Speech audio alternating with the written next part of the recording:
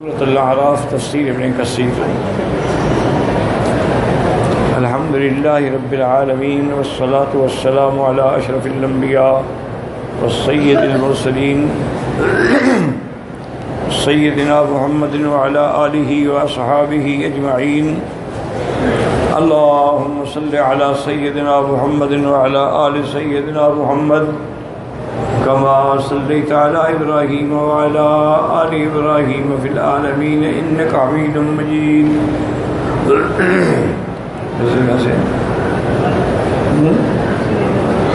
کہاں سے؟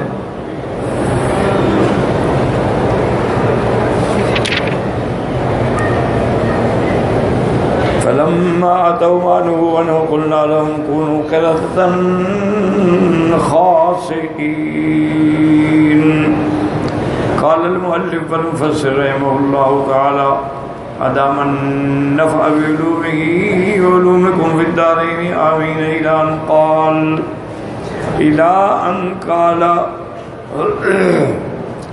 تأتي قوله تعالى تأتيهم حيتانهم يوم سبتهم شرعا ويوم لا يسبتون لا تأتيهم قال كانت تأتيهم يوم السبت وإذا كان مساء ذهبت فلا يرى منها شيء إلى يوم السبت الآخر۔ اب مفسر رحمۃ اللہ علیہ فرماتے ہیں کہ بنو اسرائیل کا جو دجل تھا، جو مکاری تھی، اللہ کے احکام کی نافرمانی تھی، اس کا یہ عالم تھا کہ جب اللہ نے ان کو منع کر دیا کہ ہفتے والے دن مچھلی کا شکار نہ کریں، تو خدا کی شان ہے کہ ان کے امتحان کے لیے اس دن مچھلیاں بھی بے انتہا آتی، لیکن جب شام ہوتی تو پھر کوئی مچھلی وہاں نظر ہی نہیں آتی تھی۔ فاتخذ لذلك رجل خيطا وفتدا فربطه تنمنا في الماء يوم السبت حتى إذا أمسوا ليلة الأحد أخذه فاجتباه ووجد الناس ريحه فأتوه فسألوه عن ذلك فجاهدهم فلم يزالوا به حتى قال لهم فإنه جلد حوت وجدناه فلما کان السبت الآخر۔ تو ایک آدمی نے یہ کیا کہ اس نے ایک رسی میں اور ایک میخ بنا لی، تو مچھلی کو باندھ کے اس میں کھڑا کر دیا کہ یوم السبت تک تو وہ رہے پانی میں لیکن رسی کے ساتھ بندھی ہوئی ہو۔ جب وہ لیلۃ الاحد یعنی رات ہو جاتی، شام چونکہ مغرب کے بعد دن بدل گیا، یوم السبت ختم ہو گیا، تو وہ رات کو وہ نکال لیتا، پھر اس کو بھونتا اور کھاتا۔ تو لوگوں کو جب مچھلی کی خوشبو آئی تو اس کے پاس آئے کہ بھئی تمہارے پاس مچھلی کہاں سے آ گئی؟ اس نے ان کو نہ بتایا کہ میں کیا کرتا ہوں۔ فلم یزالوا به، پوچھتے رہے نہ بتایا، کہنے لگا ہاں یہ چمڑا پڑا تھا وہ مچھلی کا، اسی کی خوشبو ہے۔ فلما كان السبت الآخر فعل مثل ذلك ولا أدري لعله قال ربط حوسين فلما مساملته أخذه فاشتباه فوجدوا رائحة فجاءوا فسألوه۔ تو اس نے اگلا ہفتہ جب آیا یوم السبت، اس طرح پھر اس کو وہاں بھی وہ یہی کیا کہ اس نے دو مچھلیوں کو باندھ دیا، اور جب لیلۃ الاحد آئی تو ان کو وہاں سے پکڑ لیا اور بھونا اور کھایا۔ تو ان کو جب پتہ لگا، خوشبو آئی تو اس کے پاس آئے، پوچھا فقالوا شئتم صنعتم كما اصنع فقالوا له وما صنعت، کہنے لگا تم بھی وہ کر سکتے ہو جو میں نے کیا ہے۔ انہوں نے کہا تم نے کیا کیا؟ فأخبرهم ففعلوا مثل ما فعل حتى كثر ذلك، تو سب نے پھر وہی کام شروع کر دیا۔ وَكَانَتْ الْمَدِينَةُ لَهَا رَبْطٌ يَغْلَقُونَ عَلَيْهِمْ فَأَصَابَهُم مِّنَ الْمَسْرِ مَا أَصَابَهُمْ فَغَدَوْا عَلَيْهِمْ حَيْرَانٍ مَّا كَانُوا حَوْلَهُمْ يَطْلُبُونَ مِنْهُمْ مَا يَطْلُبُ النَّاسُ فَوَجَدُوا الْمَدِينَةَ مُغْلَقَةً عَلَيْهِمْ فَنَادَوْا فَلَمْ يُجِيبُوهُمْ فَتَصَوَّرُوا عَلَيْهِمْ فَإِذَا هُمْ قِرَدَةٌ فجعل القردة يدنو يتمسه بمن كان يعرف قبل ذلك۔ تو وہاں ان کا ایک شہر تھا، اور اس کی ربض منع چہار دیواری تھی، وہ بند کر دیتے تھے، تو انہوں نے بند کیا اور ان کو اللہ کی طرف سے عذاب آیا کہ وہ انسان کے بجائے بندر بن گئے۔ جب دوسرا دن ہوا تو لوگوں نے ایک دوسرے کو اپنے کاموں کے لیے ملنا ہوتا ہے، تو وہ آئے، انہوں نے بڑے دروازے کھٹکھٹائے، آوازیں نہیں رہی، انہوں نے دروازہ نہ کھولا، اور یہ بھی دیکھا انہوں نے کہ پورے کا پورا جو ان کا دروازہ تھا، قلعہ تھا، سب بند پڑے ہیں۔ جب جواب نہ ملا فتصوروا علیہم، پھر دیوار پھاند کے وہ لوگ اندر گئے، دیکھا تو وہ تو بندر بن چکے ہیں، اور وہ بندر جو پہلے انسان کی حیثیت میں ایک دوسرے سے واقفیت رکھتا تھا، وہ اب بھی اس کے قریب آتا تھا۔ وَيَدْعُو مَنْ يَتَسَمَّعُ بِهِ يَتَوَسَّعُ، آگے اس کے ساتھ لگتا اور اس سے پیار کرتا۔ وَقَدْ كَتَبْنَا فِي سُورَةِ الْبَقَرَةِ مِنَ الْآثَارِ فِي خَبْرِ هَٰذِهِ الْقِرْيَةِ مَا فِيهِ مُقَنَّعٌ وَكِفَایَةٌ وَلِلَّهِ الْحَمْدُ۔ باقی مفسر فرماتے ہیں کہ سورۃ البقرہ کے اندر ہم نے اس واقعے کا اور اس شہر کا اور مچھلی کے شکار کا اور ان پہ اللہ کے عذاب کا بڑی تفصیل سے بیان کر دیا ہے، کوئی دیکھنا چاہے تو وہیں دیکھ لے۔ القول الثانی ان الساکتین کانوا من الہالکین، یہ یاد رکھیں نا کہ وہ آپ نے پڑھا ہے کہ 3 جماعتیں، ایک جماعت جو تھی وہ تو اللہ کے دین پہ قائم رہی اور ان کو نافرمانی سے روکتی گئی، اور دوسری قوم جو ہے وہ بالکل نافرمانی پہ اڑی رہی، اس نے کوئی بات نہ مانی، اور تیسری جماعت جو تھی وہ چپ رہی، نہ وہ منع کرتے تھے نہ خود عمل کرتے تھے۔ تو اس لیے بعض علماء نے فرمایا تھا کہ پہلی قوم اور دوسری جو ہے وہ بچ گئی، جو نافرمان تھے ان پر عذاب آیا، لیکن ایک قول یہ ہے کہ جو چپ رہے اور امر بالمعروف نہیں کیا ان پر بھی اللہ کا عذاب آ گیا۔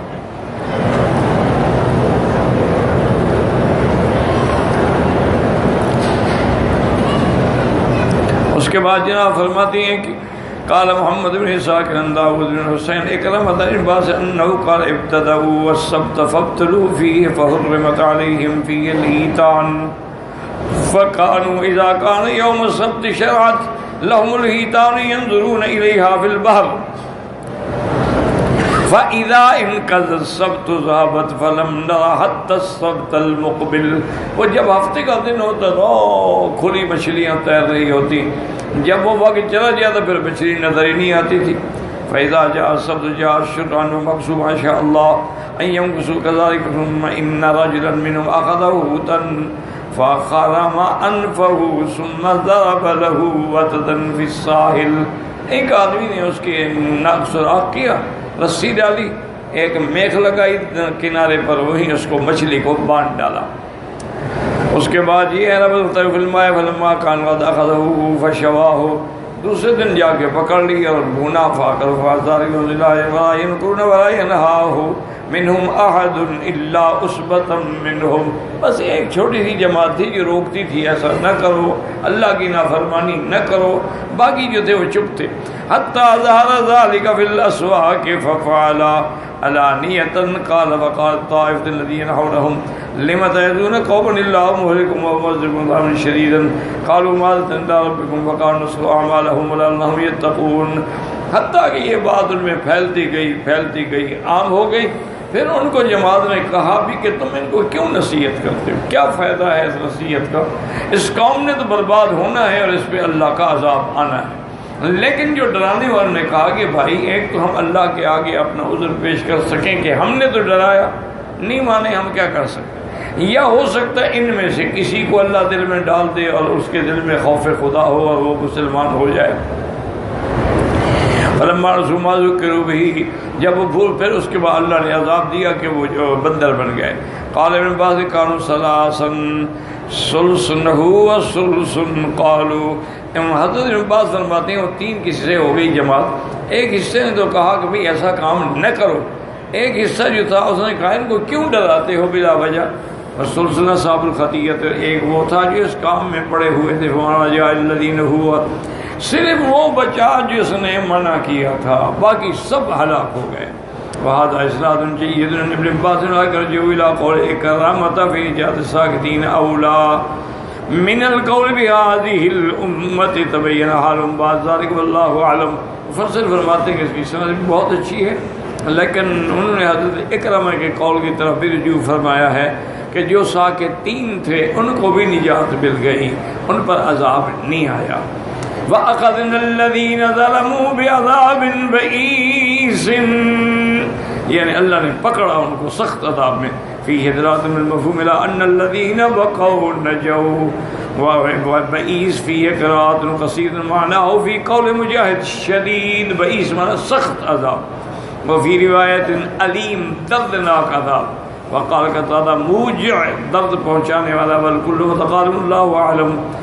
اللہ تبارک و تعالی نے فرمایا بعذاب بئیس، اس کے بعد خاسئین قردۃ، خاص ذلیلین حقیرین، انوانی حقیر، کتے کی شکل بن گئی، بندر بن گئے۔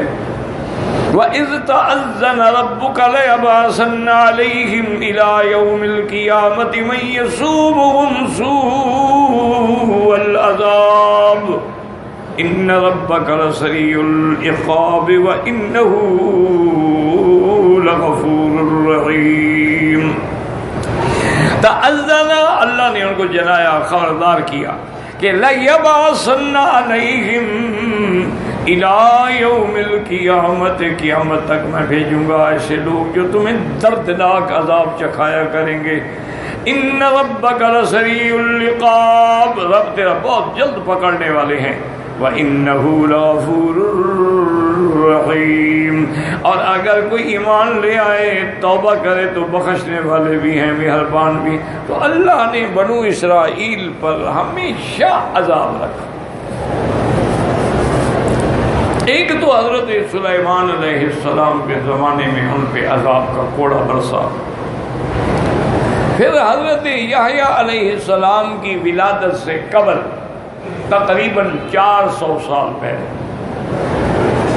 اللہ تبارک و تعالی نے ایک بادشاہ تھا بخت نصر، اس کو ان بنو اسرائیل یہودیوں پہ مسلط کیا۔ اس نے آ کے شام میں اور مسجد اقصیٰ میں یہودیوں پہ حملہ کیا اور ایک دن میں 70,000 یہودیوں کو قتل کر دیا، اور باقی جو تھے ان کو زنجیریں ڈال کے اور قیدی بنا کے اور غلام بنا کے وہ لے گیا، اور جتنا خزانہ تھا اس سینکڑوں گاڑیوں پہ لاد کے وہ بھی لے گیا۔ تو یہ اس عذاب کو بھی انہوں نے بھگتا۔ پھر اللہ کی شان یہ ہے کہ اللہ تبارک و تعالی نے حضور پاک کے زمانے میں بھی سیدنا امیر المؤمنین حضرت عمر کو ان پہ مسلط کیا۔ حضرت عمر نے ان کو عذاب نہیں دیا، قتل نہیں کیا، لیکن معنی یہ ہے کہ ان کا ملک تو ختم ہو گیا نا، انہوں نے چابیاں حضرت عمر کے حوالے کر دی۔ تو ان پر بار بار مار پڑی ہے، لیکن یہ ایسی قوم ہے کہ یہ اپنے اعمال سے، اپنے افعال سے، اپنی مکاری سے باز نہیں ہے، ورنہ اللہ تعالیٰ کی طرف سے ان پر کئی آزمائشیں آئی ہیں، کئی ابتلاءات آئے۔ اچھا، ابتلاءات اس طرح بھی آئے ہیں کہ اللہ نے نعمتیں دے دی، ابتلاء اس طرح بھی آئی ہے کہ اللہ نے عذاب بھیج دیا، لیکن پھر بھی یہ قوم جو ہے وہ اپنی اسی عادت پہ قائم رہی۔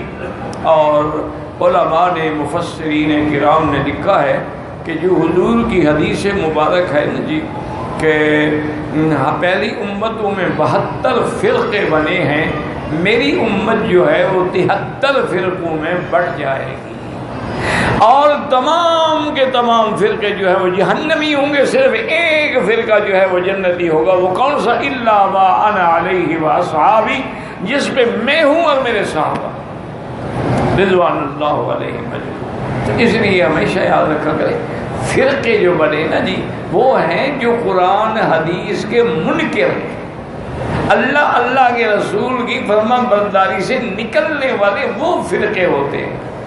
یہ ضد میں آ کے اور عصبیت میں آ کے اور اناد میں آ کے ائمہ اربعہ کے جو 4 امام ہیں کہتے ہیں انہوں نے 4 ٹکڑے کر دیا دین کو، یہ حالت کی بات۔ اسی طرح تو پھر اہل قرآن جو ہے نا جی، جن کا عقیدہ یہ ہے کہ بس جو قرآن میں ہے ہم وہ مانتے ہیں، حدیث نہیں مانتے ہیں، وہ بھی یہی کہتے ہیں کہ اللہ نے ایک قرآن اتارا تھا، تم نے یہ سیاست یہ 6 قرآن کہاں سے بنا لیے ہیں؟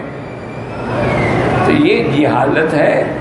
اصل بات یہ ہے کہ اصل قرآن و سنت ہے، حضور پاک کا فرمان اسی اللہ کے قرآن کی تفسیر ہے، تشریح ہے، اور حضور کا فرمان ہم تک پہنچانے والے اصحاب محمد مصطفیٰ ہے۔ تو یہ لڑی جب تک جڑی رہے گی تو دین رہے گا، جہاں ٹوٹے گی وہاں دین ختم ہو جائے گا۔ فقہا نے اللہ کے دین کو، انہوں نے قرآن و سنت کو جمع کیا اور ہمارے لیے آسان کر دیا، اور اسی طرح پھر علماء نے واسطہ در واسطہ ہم تک وہ دین کی بات پہنچائی۔ تو اصل میں کہنے والا یہ تھا کہ وہ 72 فرقہ جو ہے نا جی جہنمی، ان سب کے بنانے والے یہودی، ان سارے فرقے جو ہے نا ان کے اصل مؤسس جو ہے وہ یہودی ہے۔ مثلا روافض ہیں شیعہ، ایک بہت بڑا گمراہ فرقہ ہے، تو اس کا مؤسس کون ہے؟ عبداللہ ابن سبا، وہ یہودی تھا۔ اسی طرح ایک فرقے کا مؤسس ہے حسن ابن سبا، وہ بھی یہودی تھا۔ اسی طرح خوارج جو ہیں، جو اہل بیت سے بغض رکھتے ہیں، جو سیدنا علی کو مسلمان بھی نہیں سمجھتے، وہ بھی بنانے والا یہودی تھا۔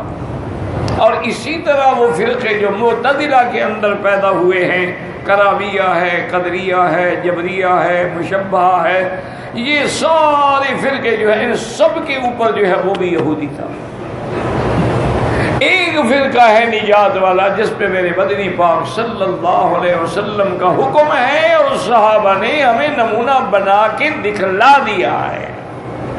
اگر ہم صحابہ کا انکار کریں گے وہ حضور کا انکار ہے، اور اگر ہم حدیث کا انکار کریں گے تو وہ قرآن کا انکار ہے، کیونکہ قرآن نے تو کہا ہے کہ جو میرا مدنی فرمائے پکڑ لو، اور جس سے منع کرے رک جاؤ۔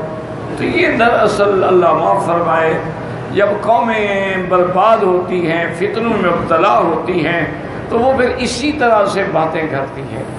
لیکن ہمیں تو سچی بات یہ ہے کہ جو فرقے باطل ہیں نا جی، گمراہ ہیں، ان سے کوئی دکھ نہیں ہوتا۔ بھئی یہ کھلا دشمن ہے، دشمن ہے، ہندو ہے، سکھ ہے، بدھ ہے، کافر ہے، ٹھیک ہے، بات ختم ہو گئی۔ افسوس اس وقت لگتا ہے کہ جب آدمی اپنے آپ کو مسلمان بھی کہے اور اہل سنت والجماعت بھی کہے اور صحابہ کا انکار کرے، اس وقت تکلیف ہوتی ہے کہ وہ یہ لکھے کہ جی صحابہ جو ہیں وہ معیار حق نہیں ہیں، صحابہ کا قول حجت نہیں ہے۔ اگر حضور کا قول ملے گا ٹھیک ہے، اور صحابہ کا قول، تو اس کا مطلب انکار کا کیا معنی ہوتا ہے؟ کسی آدمی کو ریشمی کپڑے میں ہاتھ لپیٹ کے تھپڑ مارو، تھپڑ نہیں ہوتا ہے۔ تو جب صحابہ ہی معیار حق نہیں ہے تو پھر معیار حق کون ہے؟ جن کو خود اللہ نے قرآن میں اپنا اسلام کا نمونہ بنا، آمنو کما آمن الناس، اسی طرح ایمان لاؤ جیسے صحابہ ایمان لائے۔ اسی طرح حضور صلی اللہ علیہ وسلم نے فرمایا کہ میرے صحابہ جو ہیں لا یمس النار من رآنی ومن رآ من رآنی، جس نے مجھے دیکھا، کلمہ پڑھا، ایمان لایا، اس کو آگ چھو کے بھی نہیں گزرے گی، اور جس نے میرے صحابہ کو دیکھا اس کو بھی آگ چھو کے نہیں گزرے گی۔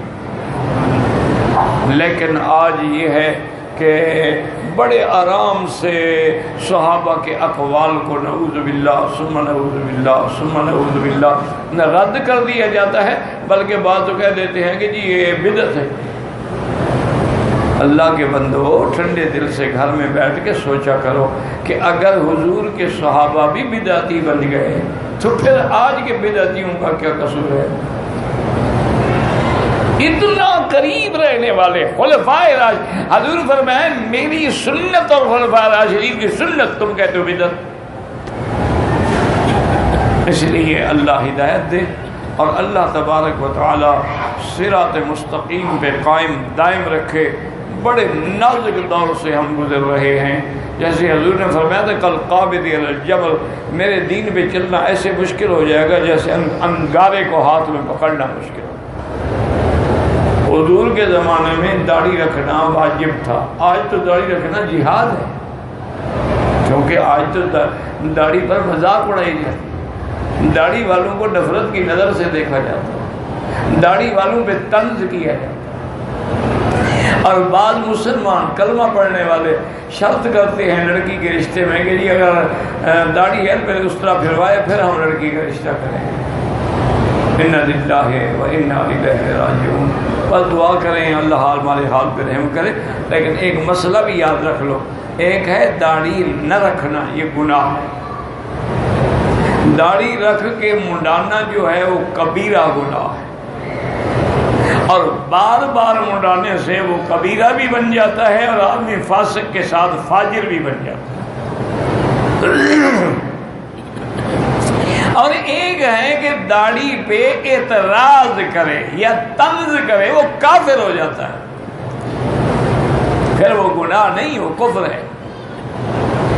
یعنی جیسے بیوی کہے جی مجھے آپ کی داڑھی اچھی نہیں لگتی، بال لگتے ہیں، مجھے چبھتے ہیں، وہ تو کافر ہو گئی، نکاح ہی ختم ہو گیا، پھر بیوی رکھنے کی کیا ضرورت ہے؟ کافر کا نکاح تو ہوتا ہی نہیں۔ اگر اسی طرح آدمی دیکھنا، کئی لوگ میں نے بھی دیکھے ہیں کہ ان کو کون بھی چلو یار جلدی کر، اور یار میں نے ابھی شیو نہیں کی، دیکھا نہیں بال بڑے اچھے نہیں لگ رہے، اس کا معنی ہے وہ داڑھی کو برا سمجھ رہا ہے، وہ کافر ہو گیا۔ حضور کی سنت کو برا سمجھنا، اعتراض کرنا جو ہے وہ تو کفر ہے۔ حتیٰ کہ ہمارے ایک بہت بڑے عالم تھے سرائکی زبان میں، تو وہ تو ہمیشہ سرائکی زبان میں کہتے تھے کہ بھائی ہم تو اس نتیجے پہ پہنچے ہیں کہ کوئی آدمی مدینہ شریف کے کھجی کو طنز کرتے ہوئے کھجڑی کہتے تو کافر ہو جاتا کہ اس نے توہین کی۔ حضرت قاسم نانوتوی رحمۃ اللہ علیہ کے زمانے میں کوئی لوگ آتے تھے نا حج پہ اور عمرے پہ، اور تو بڑا امتحان، حج عمرہ تو وہی تھا نا میرا بھائی۔ اب تو پکنک ہے، اب تو پیکج ہیں جناب، کسی کا 3 اسٹار کا اور کسی کا 4 اسٹار کا، کسی کا 5 اسٹار کا۔ اب عمرہ بس اللہ قبول کر لے، اور عمرہ تو نہیں ہے، یہ تو ایک پکنک ہے، میلہ ہے۔ اب جناب یہ ہے کہ آپ اندازہ فرمائیں کہ وہ جب کوئی جاتا تو حضور کو یہ اپنے استاد کی خدمت میں کھجوریں پیش کرتا، ہدیہ کھجور ہوتا تھا، تو حضور ایک ایک دانہ جو ہے تقسیم کر دیا اور کہتے بھائی کھجور تو تم کھا لو لیکن گٹھلی فقیر کو واپس کر دو۔ وہ سب طالب ہوتے تھے یا شاگرد ہوتے تھے اور وہ کھا لیتے، گٹھلی دے دیتے۔ تو ان کو بعد میں کسی نے پوچھا کہ حضرت یہ کیوں آپ نے، انہوں نے کہا بھی ایک تو اگر پھینکیں گے تو پاؤں کے نیچے آئے گی، میں یہ توہین برداشت نہیں کر سکتا، اور دوسرا یہ ہے کہ میں ان کو سائے میں خشک کرتا ہوں، یہ جب مہینے میں 15 دن میں اچھی طرح خشک ہو جاتی ہے، ان کو پیس کے ان کا پاؤڈر بنا کے میں سرمے میں بھی ڈال دیتا ہوں، دواؤں میں بھی ڈال دیتا ہوں، تو اللہ اسی سے شفا عطا فرماتا ہے۔ یہ محبت کی بات ہے۔ ہم تو ہیں نا، ہم دھمال کھیلنے والے، ہم پیش کرنے والے تھوڑے۔ دعا کرو اللہ ان کو ہدایت دے۔ اب کیا کہہ سکتے ہیں؟ ایک مولوی صاحب تھے، میں نام نہیں لیتا، بڑا معروف آدمی تھا، مجھے حرم میں ملے، مجھے کہتے ہیں وکیل صاحب آپ ہمارے خلاف بڑی سخت تقریریں کرتے ہیں کہ یہ دھمال کھیلتے ہیں، اور وہ تو بھئی وجد کی کیفیت ہوتی ہے، وہ دھمال تو آپ نے بنا رکھا ہے، تاکہ جبکہ صحیح حدیث میں ہے کہ حضور پاک جبل صبیر پہ جو احد کے ساتھ ہے، ایک روایت میں ہے کہ آپ احد پہ تھے، وہ احد اور صبیر ملے ہوئے ہیں سب، تو اس پہ کھڑے تھے، تو آپ بھی تھے، حضرت ابو بکر بھی تھے، اور حضرت عثمان، حضرت عمر بھی تھے، تو وہ جو پہاڑ تھا نا جی، حضور کی خوشی میں دھمال کھیلنے لگ گیا۔ تو پہاڑ جب دھمال کھیلے، وجد میں آ جائے، تو ہم انسانوں کا کیا قصور ہے؟ میں نے کہا مولوی صاحب تم نے حدیث پوری نہیں پڑھی، لوگوں کو دھوکہ دو، میں تو طالب العلم ہوں، مجھے تو دھوکہ نہ دو، تم نے حدیث پوری نہیں پڑھی ہے۔ کہتے کیا مطلب؟ ان کا پھر حضور نے کیا کیا کہ جب وہ پہاڑ ہلنے لگا تو حضور نے اپنے پاؤں سے مارا اور فرمایا اسبت یا احد ما علیک الا صدیق و نبی و شہیدان، کہ اے پہاڑ احد ٹھہر جا، تیرے اوپر ایک نبی ہے، ایک صدیق ہے اور 2 شہید ہے۔ تو حضور نے تو دھمال کھیلنے والے کو جوتا مارا، پھر ہم بھی وہی کریں۔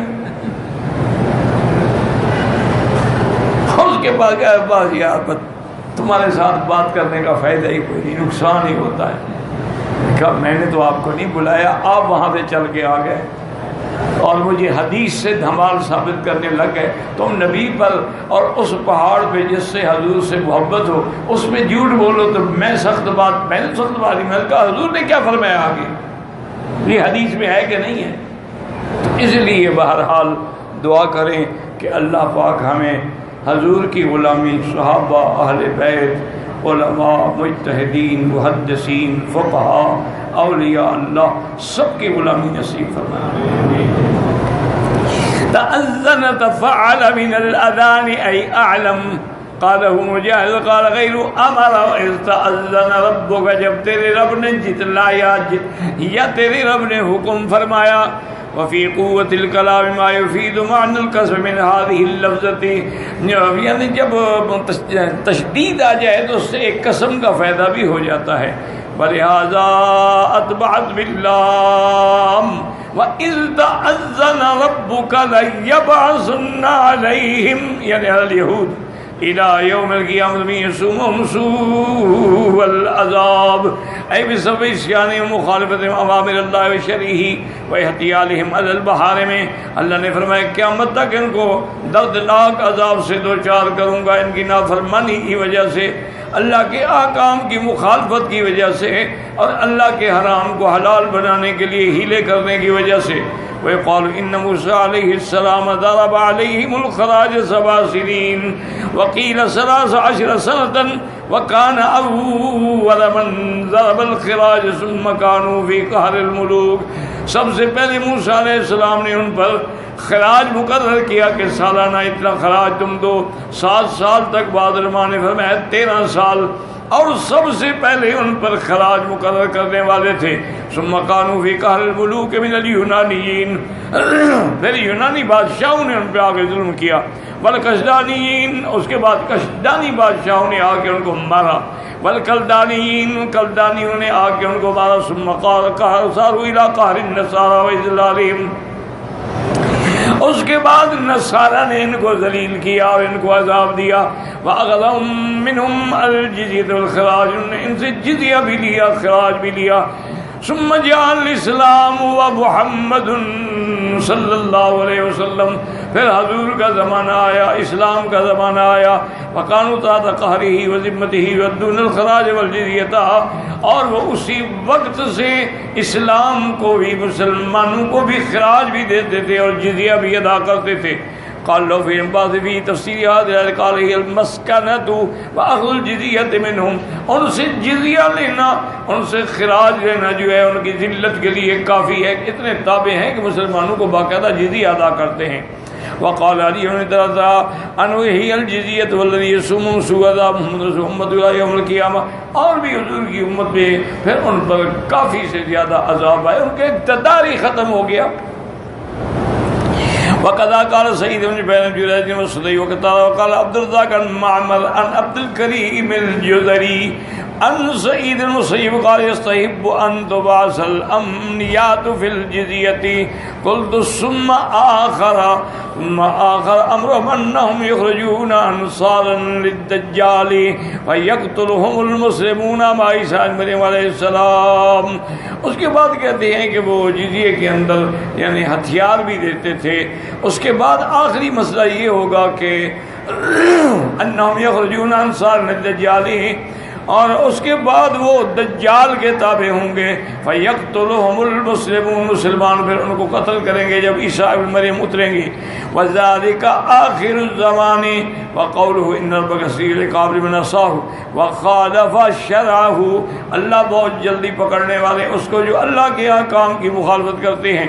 وانه لغفور رحیم لمن تاب الیہ واناب، جو اللہ کی طرف لوٹے اور توبہ کر لے اللہ بخشنے والے ہیں. وهذا من باب قدر الرحمت والعقوبۃ لله یاصل الباس، اللہ پاک نے اپنے عذاب کا بھی ذکر کیا، ساتھ اپنی رحمت کا بھی ذکر کیا تاکہ بندے میرے جو ہے وہ مایوس نہ ہو جائیں. فَيَقْرُنُ تَعَالَى بَيْنَ التَّرْغِيبِ وَالتَّرْهِيبِ كَثِيرًا لِتَبْقَى النُّفُوسُ بَيْنَ الرِّجَاءِ وَالْخَوْفِ. بہت ساری آیتوں کے اندر عذاب کا ذکر بھی ہے، مغفرت کا ذکر بھی ہے. تو وجہ کیا ہے؟ تاکہ مسلمان جو ہے بین الخوف والرجاء، اللہ کے عذاب سے ڈرتے بھی رہیں لیکن رحمت سے امید بھی رکھیں. واللہ اعلم.